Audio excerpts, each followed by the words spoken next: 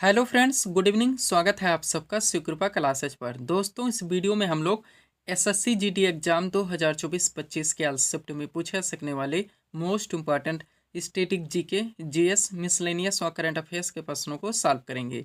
दोस्तों, ये सारे क्वेश्चंस हमारे आपके एग्जाम में पूछे जाने वाले प्रश्नों के सभी टॉपिक्स, प्रश्नों के लेवल व प्रश्नों के टेंस, इसके अलावा दोस्तों आपके प्रीवियस ईयर एग्जाम्स के प्रश्नों को पूरी तरह से एनालाइज करके बनाया गया एक मोस्ट इम्पॉर्टेंट वीडियो है।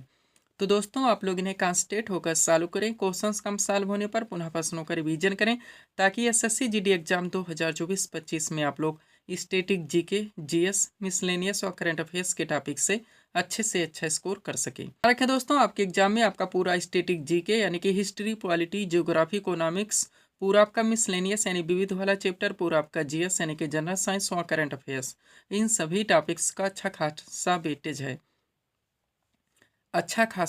है। अधिक से अधिक क्वेश्चंस आपके इन सभी टॉपिक से पूछे जाते हैं। तो चलिए दोस्तों, ज़्यादा समय न लेते हुए हम लोग इन सभी मोस्ट इम्पोर्टेंट प्रश्नों को सॉल्व करना शुरू करते हैं। दोस्तों, क्वेश्चंस को स्टार्ट करेंगे हम लोग जीके के टॉपिक से। पहला क्वेश्चन है हमारा, संविधान के किस संशोधन द्वारा पंथ निरपेक्ष शब्द को भारतीय संविधान की प्रस्तावना में जोड़ा गया? करेक्ट आंसर होगा वो 42वां संविधान संशोधन था, जो कि 1976 में किया गया था। जीके का पहला क्वेश्चन दोस्तों आपका किस टॉपिक से लग गया है? भारतीय संविधान संशोधन को लेकर आया हुआ है। साथ में दोस्तों भारतीय संविधान की प्रस्तावना व 42वें संविधान संशोधन की भी बात हुई है। यानी कि जो सीट आपके सामने लगाई गई है, बहुत सारे क्वेश्चंस, बहुत सारी फैक्ट को पूरी तरह से कंप्लीट करके लगाई गई है। अगर इस सीट को आप लोग अच्छे से कंप्लीट करके चलते हैं, तो आप अपने एग्जाम्स के लिए बहुत सारे क्वेश्चंस, फैक्ट व कंटेंट से पूरी तरह से क्लियर रहेंगे। तो चलिए दोस्तों, इस टॉपिक्स को हम लोग पूरी तरह से कंप्लीट करना शुरू करते हैं। क्वेश्चन था हमारा, संविधान के किस संशोधन द्वारा पंथ निरपेक्ष शब्द को भारतीय संविधान की प्रस्तावना में जोड़ा गया? करेक्ट आंसर होगा वो 42वां संविधान संशोधन था, जो कि 1976 में किया गया था। अब चलिए दोस्तों, इस सीट को थोड़ा सा अपने सामने करते हैं। देखिएगा, इंपॉर्टेंट पॉइंट्स के जरिए इस टॉपिक को A to Z पूरी तरह से कंप्लीट किया गया है। पहला पॉइंट है आपका, पंथ निरपेक्ष शब्द 42वें संविधान संशोधन अधिनियम 1976 के द्वारा प्रस्तावना में जोड़ा गया, जो कि हमारा आंसर है। इसी संशोधन अधिनियम के तहत समाजवादी और अखंडता शब्द भी भारतीय संविधान की प्रस्तावना में जोड़े गए। पूरी तरह से आप क्लियर रहेंगे। तो 42वें संविधान संशोधन, जो कि 1976 में किया गया था, इसके द्वारा भारतीय संविधान की प्रस्तावना में टोटल 3 शब्द जोड़े गए थे, समाजवादी, पंथ निरपेक्ष और अखंडता। आगे बढ़ेंगे। इसके अलावा 42वें संविधान संशोधन अधिनियम 1976 के द्वारा ही सरदार स्वर्ण सिंह समिति की संस्तुतियों के आधार पर संविधान में 10 मूल कर्तव्यों को भी जोड़ा गया, जिसका प्रावधान भारतीय संविधान के भाग 4A और अनुच्छेद 51 का में है। पूरी तरह से हर फैक्ट, हर कंटेंट को आप लोगों को प्रिपेयर करके चलने हैं। आगे बढ़िएगा। पॉइंट है आपका, 86वें संविधान संशोधन 2002 के द्वारा एक मूल कर्तव्य बढ़ा दिया गया। तब से वर्तमान में टोटल मूल कर्तव्यों की संख्या 11 है। नेक्स्ट, 42वें संविधान संशोधन अधिनियम 1976 के द्वारा संविधान में कई बदलाव होने के कारण इसे मिनी संविधान या लघु संविधान या संविधान का मैग्ना कार्टा भी कहा जाता है, ध्यान रखेंगे। और भारतीय संविधान में वर्णित मूल अधिकार यूएसए के संविधान से व मूल कर्तव्य रूस यानी कि पूर्व सोवियत संघ के संविधान से ले गए हैं। पूरी तरह से आप कंप्लीट रखेंगे। हम आपको बताना चाहेंगे दोस्तों, जो भी टॉपिक्स हमारे द्वारा जहाँ पे उठाए जाते हैं, उनको वहीं पे हर ट्रेंड से A to Z पूरी तरह से कंप्लीट कर दिया जाता है। इसके लिए मुझे कितने भी बुक्स से मटेरियल का कलेक्शन क्यों ना करना पड़े। यही वजह है दोस्तों, अपने वीडियोस में ऑप्शन यानी विकल्प से आप लोगों को कभी नहीं पढ़ाते, क्योंकि विकल्प से एक साथ ही सारी चीज़ें आपकी कभी कंप्लीट नहीं हो सकती, केवल कन्फ्यूजन क्रिएट होगी और टाइम टेकिंग होगा। ध्यान दीजिएगा दोस्तों, आपके एग्जाम्स में जो आपका पूरा वेटेज है स्टैटिक जीके का, पूरा आपका जनरल साइंस यानी जीएस का और पूरा आपका करंट अफेयर्स का, आपके पूरे पाठ्यक्रम को प्रिपेयर करके 30 PDF में इनको पूरी तरह से कंप्लीट किया गया है। ये PDF अभ्यर्थियों को दिए जा रहे हैं। आगे बढ़ेगा दोस्तों, जो आपका मेन क्वेश्चन था भारतीय संविधान के महत्वपूर्ण संशोधन, तो इसको हम लोग A to Z पूरी तरह से कंप्लीट करेंगे। देखिएगा, नोट है हमारा भारतीय संविधान के महत्वपूर्ण संशोधन। चलिए शुरू करते हैं हम लोग। बात की जाए पहला संशोधन दोस्तों, जो कि 1951 में किया गया था। इस संशोधन के द्वारा 9 अनुसूची को संविधान में शामिल किया गया। नेक्स्ट, 21वां संशोधन देखेंगे, जो कि 1967 में किया गया। इस संशोधन के द्वारा 8वीं अनुसूची में सिंधी भाषा को जोड़ा गया। पूरी तरह से आप प्रिपेयर रहेंगे। अब डाकले क्वेश्चन बन सकते हैं दोस्तों कि भारतीय संविधान की किस अनुसूची में भाषाओं का प्रावधान है, तो 8वीं अनुसूची है, ये भी आप लोग ध्यान रखेंगे। नेक्स्ट, 24वां संशोधन देखिए, जो कि 1971 में किया गया। इस संशोधन को के द्वारा संसद को मौलिक अधिकारों सहित संविधान के किसी भी भाग में संशोधन का अधिकार दिया गया। नेक्स्ट, 44वां संशोधन देखिए जो कि 1978 में हुआ, ऑलरेडी 42वां आप लोग कंप्लीट कर चुके हैं। तो दोस्तों इस संशोधन के द्वारा संपत्ति के अधिकार को मूल अधिकार से हटाकर एक विधिक अधिकार यानी कि एक कानूनी अधिकार बना दिया गया और अनुच्छेद 300 का में जोड़ दिया गया। हर फैक्ट हर कंटेंट को दोस्तों आप लोगों को पूरी तरह से कंप्लीट करके चलने हैं। रिवीजन आपको जरूर करने हैं, बगैर रिवीजन के कुछ भी होने वाला नहीं है। हम आपको बताना चाहेंगे दोस्तों हमारे एक कॉन्सेप्ट से एक एक सेंटेंस से बहुत सारे क्वेश्चंस बहुत सारे फैक्ट निकलते हैं जो कि आपके एग्जाम में कंटिन्यू पूछे जाते हैं। अगला है दोस्तों आपका 52वां संशोधन जो कि 1985 में किया गया। देखेंगे इस संशोधन के द्वारा संविधान में 10वीं अनुसूची जोड़ी गई। इसके अलावा इसी संशोधन द्वारा राजनीतिक दल बदल पर कानूनी रोक लगाने की चेष्टा की गई, ध्यान रखेंगे। नेक्स्ट 56वां संशोधन देखिए जो कि 1987 में किया गया। इस संशोधन के द्वारा गोवा को पूर्ण राज्य का दर्जा दिया गया। और 61वां संशोधन देखिए जो कि 1989 में किया गया। इस संशोधन के द्वारा मताधिकार के लिए न्यूनतम आयु 21 वर्ष से घटाकर 18 वर्ष कर दी गई। और 65वां संशोधन देखिए जो कि 1990 में किया गया। इसके द्वारा अनुसूचित जाति एवं जनजाति आयोग के गठन की व्यवस्था की गई, ध्यान रखेंगे। 69वां देखिए जो कि 1991 में हुआ। इस संशोधन के द्वारा दिल्ली का नाम राष्ट्रीय राजधानी राज्य क्षेत्र दिल्ली किया गया। पूरी तरह से हर फैक्ट को आपको प्रिपेयर रखने, एक एक क्वेश्चन की कीमत आप लोग जानते हैं। वो हर टॉपिक्स दोस्तों आपके पीडीएफ में पूरी तरह से कंप्लीट किए गए हैं जहां जहां से आपके एग्जाम्स में क्वेश्चंस बनने हैं। 73वां संशोधन देखिए जो कि 1992 में किया गया। अब ये भी ध्यान रखिए 42वां कब हुआ था 1976 में, 44वां कब हुआ था 1978 में, 73वां कब हुआ 1992 में, 86वां कब हुआ 2002 में। ये भी दोस्तों अलग अलग माध्यम से कूट के माध्यम से और मिलाने के लिए आपसे पूछे जाते हैं। तो दोस्तों 73वां संशोधन जो कि 1992 में किया गया। इस संशोधन द्वारा भारत में पंचायती राज व्यवस्था को संवैधानिक बनाया गया और इसे लागू किया गया। सुपर कंटेंट है सारे। नेक्स्ट 86वां संशोधन देखिए जो कि 2002 में किया गया। इस संशोधन के द्वारा शिक्षा के अधिकार को मौलिक अधिकार बनाया गया। आप लोग जानते होंगे इस संशोधन के जरिए 6 से 14 वर्ष के बच्चों के लिए शिक्षा का अधिकार सुनिश्चित किया गया। 91वां संशोधन देखिए जो कि 2003 में किया गया। इसके द्वारा दल बदल संबंधी कानून में संशोधन किया गया। इसमें यह स्पष्ट किया गया कि 1/3 सदस्य एक साथ दल बदल नहीं कर सकते। और इसी संशोधन के द्वारा मंत्रिमंडल का आकार भी सीमित कर दिया गया। किसी भी मंत्रिपरिषद में प्रधानमंत्री सहित मंत्रियों की कुल संख्या लोकसभा की कुल संख्या के 15% से अधिक नहीं हो सकती। हालांकि किसी भी कैबिनेट सदस्यों की संख्या 12 से कम नहीं होगी, ध्यान रखेंगे। नेक्स्ट 52वां संशोधन देखिए जो कि 2003 में ही हुआ। इस संशोधन के द्वारा संविधान की 8वीं सूची में 4 भाषाओं कौन कौन से मैथिली, डोगरी, बोडो और संथाली को ऐड किया गया, ध्यान रखेंगे। तो भारतीय संविधान की 8वीं सूची में दोस्तों भाषाओं का प्रावधान है और टोटल भाषाओं की संख्या 22 है। ये भी आप लोग ध्यान रखेंगे। आगे बढ़िएगा दोस्तों, अगला आपका है 101वां संशोधन जो कि 2016 में किया गया। करंट से पूरी तरह से हम लोग कंप्लीट करेंगे दोस्तों इसको। तो संविधान के 101वें संशोधन अधिनियम के तहत वस्तु एवं सेवा कर यानी कि GST goods and services tax को लागू करके अप्रत्यक्ष कर प्रणाली, ये भी ध्यान रखिए जीएसटी कैसा टैक्स है, इनडायरेक्ट टैक्स है, के सरलीकरण की व्यवस्था हासिल की गई। जीएसटी ने वस्तुओं और सेवाओं पर विभिन्न करों को एक कर में समेकित कर दिया जिससे आपूर्ति श्रृंखला में कराधान सरल हो गया। 102वां संशोधन देखिए जो कि 2018 में किया गया।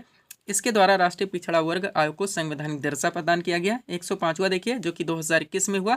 इस संशोधन अधिनियम ने सामाजिक और शैक्षिक रूप से पिछड़े वर्गों यानी कि एससी बीसी की सूची तैयार करने के लिए राज्य सरकारों की शक्ति को बहाल कर दी। और 106वां संशोधन जो कि 2023 में हुआ। इस संशोधन के द्वारा लोकसभा हो गया, राज्य विधानसभा हो तथा दिल्ली विधानसभा में महिलाओं के लिए 1/3 सीटें आरक्षित की गई। इस टॉपिक को आप लोगों को यहाँ तक पूरी तरह से कंप्लीट रखने हैं।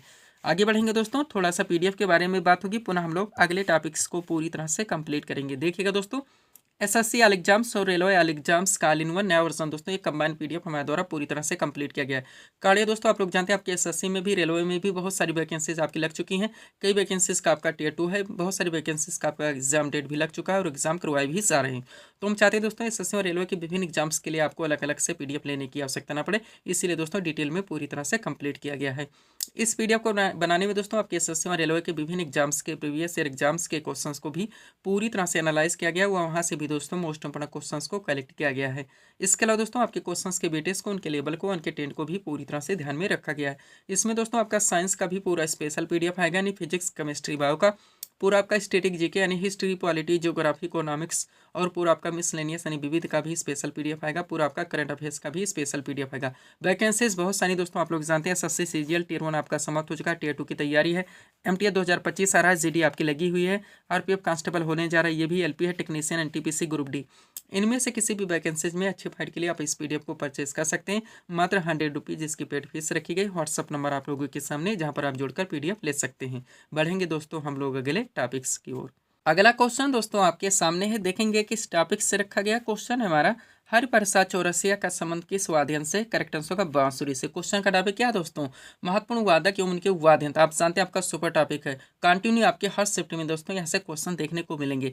तो ए टू जेड पूरी तरह से कंप्लीट करके सीट आपके सामने लगी हुई है, अच्छे से आपको कंप्लीट करके चलने हैं। चलिए शुरू करते हैं हम लोग। क्वेश्चन था हमारा, हरिप्रसाद चौरसिया का संबंध किस वाद्य यंत्र से? करेक्ट आंसर होगा बांसुरी से। अब चलिए दोस्तों इस सीट को थोड़ा सा अपने सामने करते देखिएगा, इंपॉर्टेंट पॉइंट्स के जरिए इस टॉपिक को ए टू जेड पूरी तरह से कंप्लीट किया गया है।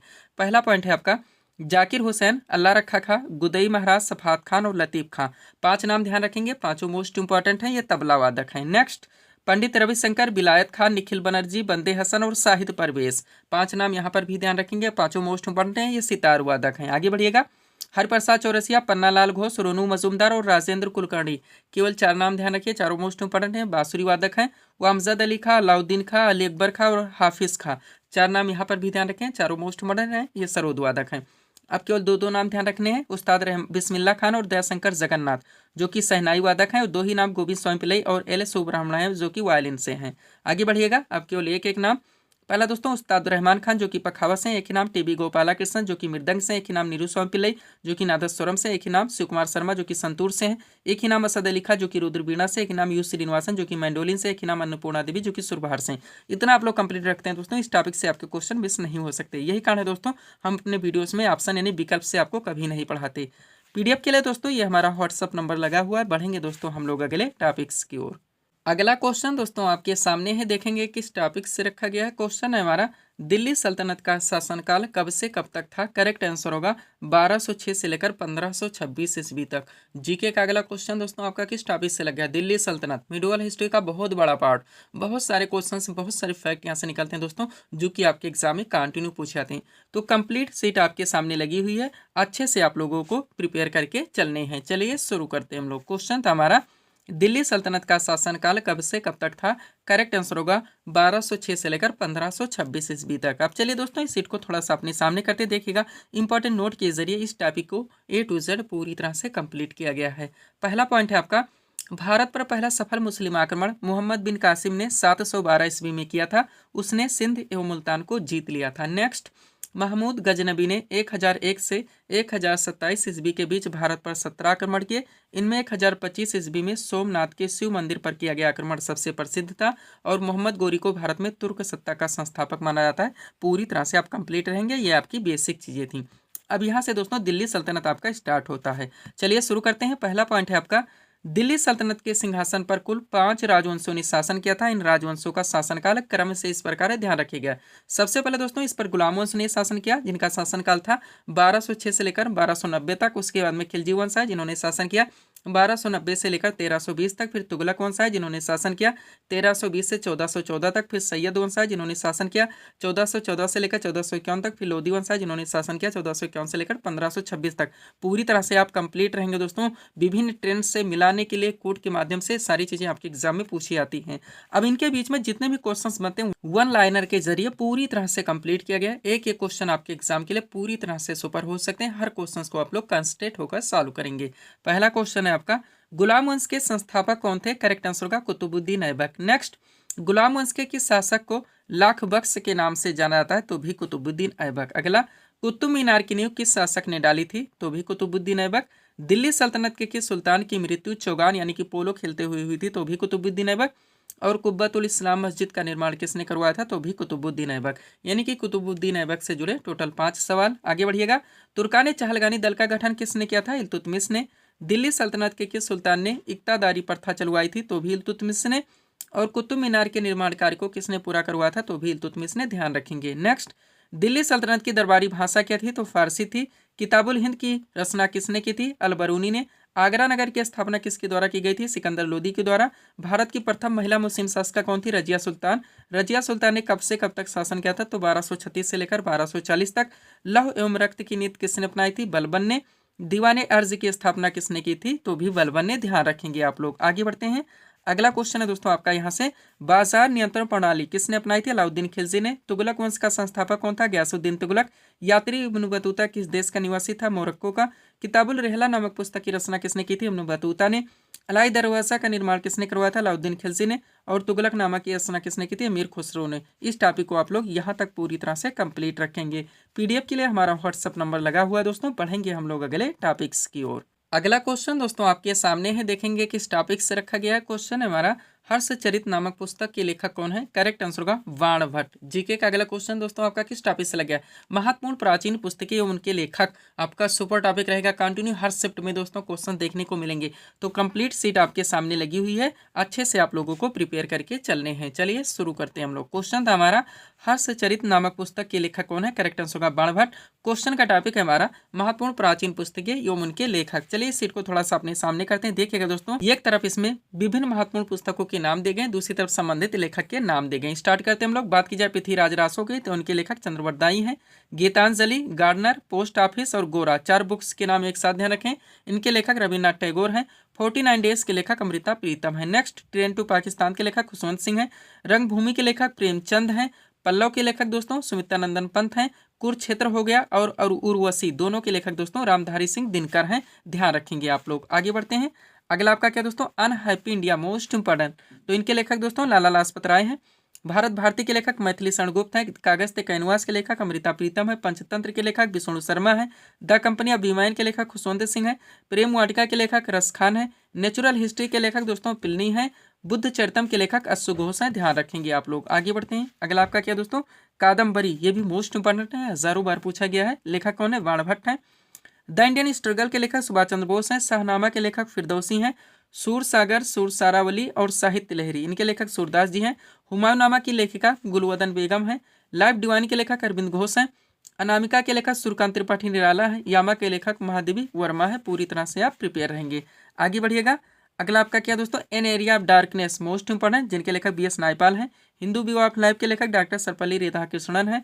रसतरंगड़ी के लेखक कल्हड़ है। कुमार संभवम, विज्ञान शाकुंतलम और मेघदूत, इनके लेखक कालिदास जी हैं। मालती माधव के लेखक भभूति हैं। किताबुल हिंद के लेखक अलबरूनी हैं। दादा कामरेड के लेखक यशपाल हैं। चिदम्बरा के लेखक दोस्तों सुमित्रानंदन पंत है। ध्यान रखेंगे आप लोग। आगे बढ़ते हैं। अगला आपका क्या दोस्तों, द डार्क रूम, देखिएगा, माई डेज और मालगुडी डेज, तीनों के लेखक आर के नारायण हैं। चंद्रकांता के लेखक देवकीनंदन खत्री हैं। कामसूत्र के लेखक वात्स्यायन हैं। हितोपदेश के लेखक नारायण पंडित हैं। अर्थशास्त्र के लेखक चाणक्य या कौटिल्य हैं। काम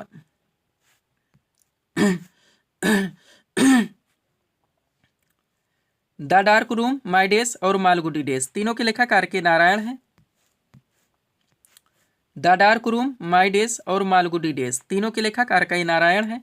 चंद्रकांता के लेखक देवकीनंदन खत्री हैं। कामसूत्र के लेखक वात्स्यायन हैं। हितोपदेश के लेखक नारायण पंडित हैं। अर्थशास्त्र के लेखक चाणक्य या कौटिल्य हैं। आगे बढ़िएगा। कामायनी के लेखक जयशंकर प्रसाद हैं। अष्टाध्यायी के लेखक दोस्तों पाणिनि हैं।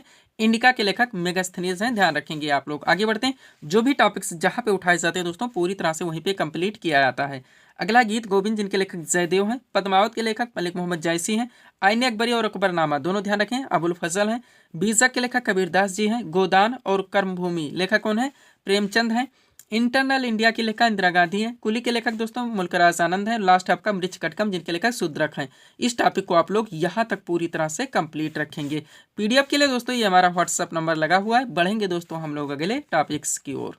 अगला क्वेश्चन दोस्तों आपके सामने है, देखेंगे किस टॉपिक से रखा गया। क्वेश्चन है हमारा, भारतीय राष्ट्रीय कांग्रेस की स्थापना कब हुई थी? करेक्ट आंसर होगा 28 दिसंबर 1885 ईस्वी में। क्वेश्चन का टॉपिक क्या है दोस्तों?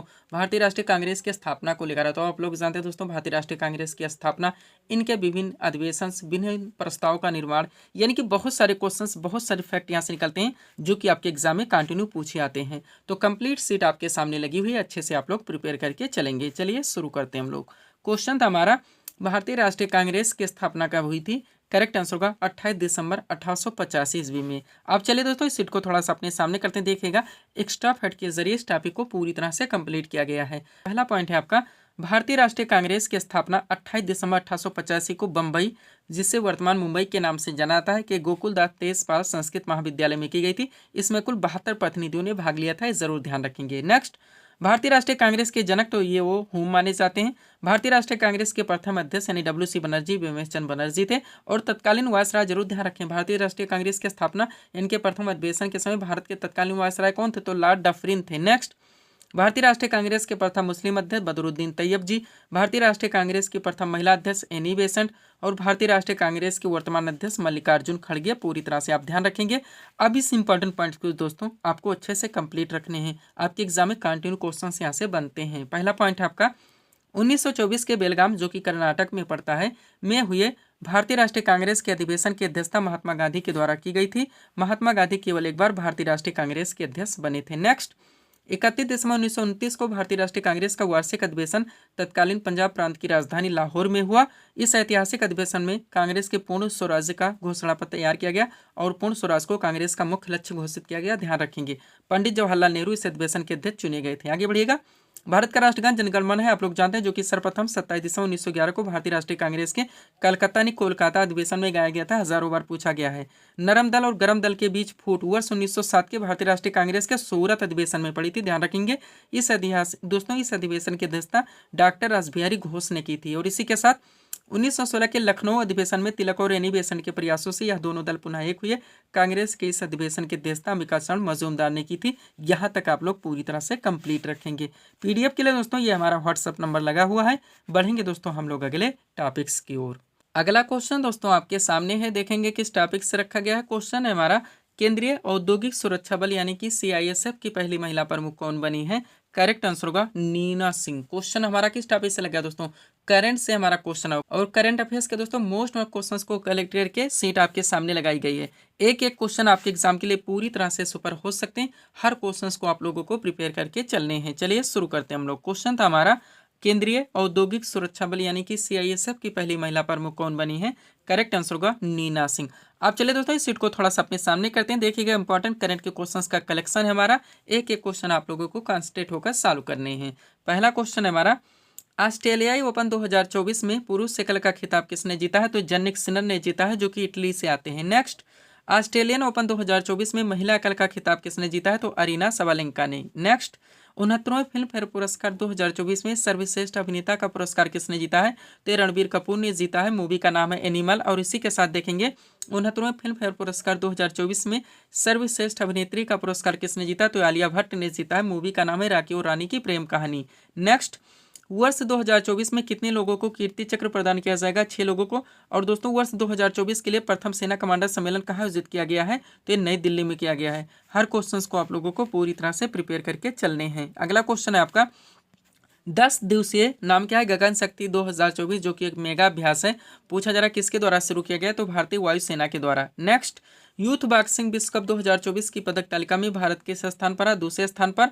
और उत्तर प्रदेश सरकार के द्वारा उत्तर प्रदेश गौरव सम्मान 2024 से किसे सम्मानित किया गया है, तो टोटल 2 लोगों को किया गया। एक है डॉक्टर रितु करिथल, एक है नवीन तिवारी। नेक्स्ट, असम के सर्वोच्च नागरिक पुरस्कार नाम क्या है, असम वैभव सम्मान 2023 से किसे सम्मानित किया गया है, तो रंजन गोगोई को, जो कि भारत के 46वें मुख्य न्यायाधीश रह चुके हैं। अगला क्वेश्चन, अंतर्राष्ट्रीय शिक्षा दिवस 2024 की तिथि को मनाया गया, तो 24 जनवरी को।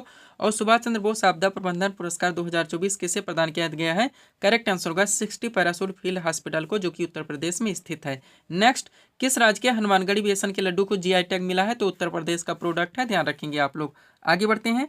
अगला क्वेश्चन है दोस्तों आपका, राष्ट्रीय स्टार्टअप दिवस 2024 हाल ही में कब मनाया गया, 16 जनवरी को। नेक्स्ट, राष्ट्रीय प्रौद्योगिकी दिवस 2024 हाल ही में कब मनाया गया, 11 मई को। और 7वीं बार संतोष ट्रॉफी 2023-24 का खिताब किसने जीता, सर्विसेज ने। मोहम्मद मुस्तफ़ा किस देश के नए प्रधानमंत्री बने, फिलिस्तीन के। और आज़ादी के बाद समान नागरिक संहिता यानी कि UCC अधिनियम लागू करने वाला भारत का पहला राज्य कौन सा बन गया, उत्तराखंड है।